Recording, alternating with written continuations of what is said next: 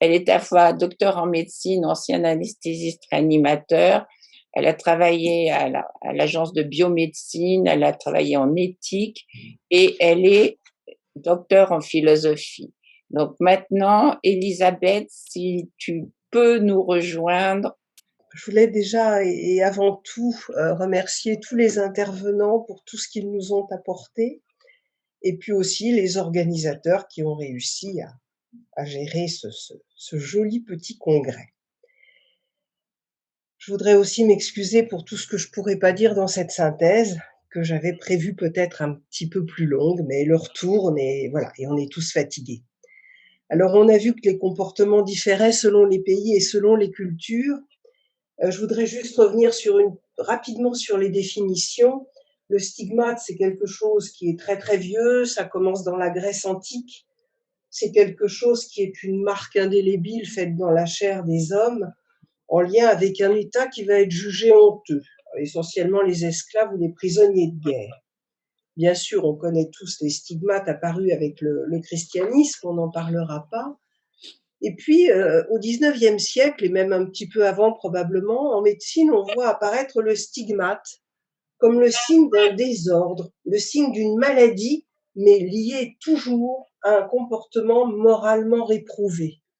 À tel point qu'on a vu se développer au XIXe siècle cette science imbécile, la phrénologie. Je me lâche sur l'imbécilité parce qu'aujourd'hui, il y a des tentatives de résurrection de la phrénologie.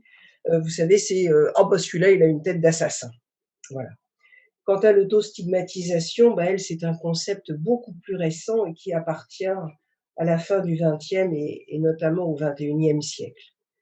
Alors, si l'homme est bien un animal politique, au sens où c'est une structure qui appartient à la cité, ce qu'aujourd'hui on pourrait entendre comme société, on voit que la stigmatisation, elle va se fonder sur n'importe quelle différence de couleur de peau, de religion, de comportement, d'âge, d'aspect. C'est un héritage qui est lourd et qui persiste dans nos représentations sociales. Et je crois qu'identifier cet héritage est une étape nécessaire dans la voie de la déstigmatisation. L'animal politique que nous sommes tous est un citoyen avec une santé mentale comme une santé physique. Une santé qui préoccupe l'OMS, qui a mis en place des programmes successifs, et à l'échelle de l'Europe, c'est le programme européen pour la santé mentale. À l'échelle de la France, ce sont les conseils locaux de santé mentale dans lesquels figurent les usagers. Et ça, c'est un bon pas en avant. Alors, sans parodier Bergson, je poserai la question: quelles sont les deux sources de la stigmatisation? Eh bien, tout d'abord, le regard propre de l'individu bipolaire qui, exclu du monde des autres, va à son tour s'exclure, et puis le regard de la société qui va exclure l'autre, le différent, dans un processus de dévalorisation qui vise à discréditer un individu aux yeux des autres, en lui faisant porter bien souvent les désordres, les malheurs du groupe, le groupe des autres qui va se souder autour de cette discrimination, qui va se souder autour de violences envers celui qui est différent, comme le montre magistralement le philosophe René Girard. Mais nous sommes tous membres de cette société, et comme l'écrit Heidegger, quand on dit « on pense que », c'est dire aussi « je pense que ». Alors ayons le courage d'exercer notre esprit critique et de nous démarquer. La société, elle nous bombarde d'injonctions normatives, de stéréotypies, d'actions qu'il est convenable de faire. Le regard social fixe des normes qui doivent être suivies, et une évaluation sociale des écarts d'un groupe de personnes ou d'un seul individu est rapportée comme inacceptable au mieux ou répréhensible au pire, dans un processus d'étiquetage enfermant. Ces représentations sociales, ces idées reçues, elles vont conditionner nos comportements et nos paroles dès la petite école. Être différent, vivre autrement, génère un regard réprobateur qui demande correction. Et voici les poncifs sociaux que nous traînons. Notre société dit faire de la place à la science, mais elle n'en rapporte pas les incertitudes, les évolutions, les vérités d'aujourd'hui qui tomberont demain, les maladies incurables hier, bien traitées aujourd'hui et sûrement encore mieux demain. Dans cette évolution des sciences, la génétique a sa place, mais rien que sa place. Les parents ne manqueront pas de penser que tel trouble chez leurs enfants ou chez leur enfant est de leur faute et s'inscrit dans une histoire familiale, souvent douloureuse. Culpabilité qui soudera le cercle de famille, tandis que les voisins penseront ou diront qu'ils ont toujours trouvé ces gens-là bizarres et se garderont bien de les fréquenter. Quelle place la société donne-t-elle à la maladie du corps et ou de l'esprit? Elle l'enferme dans des classifications, peut-être pour se rassurer. Elle l'enferme dans des structures dites de soins. Elle oppose à la représentation de la maladie vécue par le malade et son entourage une idée de maladie dans laquelle l'imaginaire a toute sa place. Le schizophrène est un assassin, le déprimé n'a qu'à se secouer. Il existe un imaginaire collectif de la santé mentale qui classe ceux en bonne santé mentale et ceux pour qui elle est jugée défaillante, c'est un jugement, oubliant que la santé mentale de tous est un équilibre précaire qui fluctue tout au long de la vie et des obstacles rencontrés, que l'installation des troubles est insidieuse. Il existe aussi un vécu et un imaginaire personnel du patient et de ses proches. Quelle place tiennent dans le système éducatif familial l'école et quelle place tiennent, le système éducatif familial, l'école et aujourd'hui les trop fameux réseaux sociaux. On a entendu avec bonheur l'inventivité du Québec, les stratégies scolaires proposées pour développer les compétences socio-émotionnelles par le programme hors piste qui englobe enfants, parents, équipes scolaires sous l'égide de la bienveillance. Les médias ne sont pas en reste dans l'image véhiculée de la sphère psychiatrique. Malades, médecins, soignants, voilà, tout, c'est ce que je nomme la sphère psychiatrique.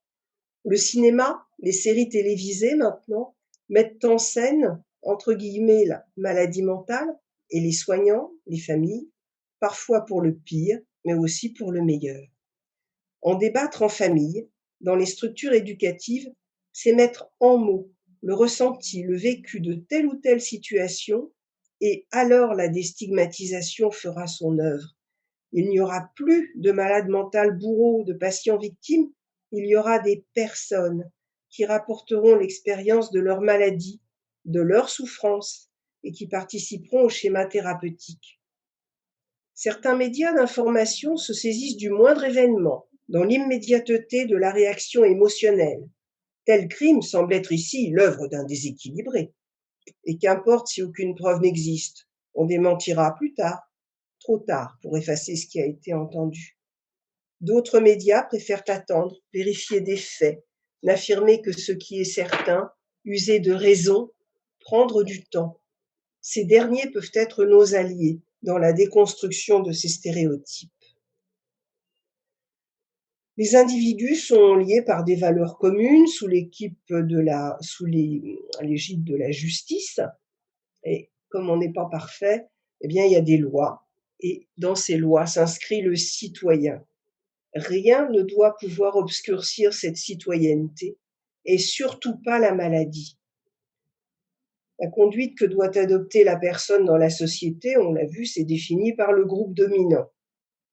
Et ceux qui ne veulent pas ou ne peuvent pas se plier à ces règles de conduite, ils se retrouvent exclus, discriminés, montrés du doigt. L'autre, différent, fait peur. Sa conduite qui n'entre pas dans la norme est inquiétante, étrange.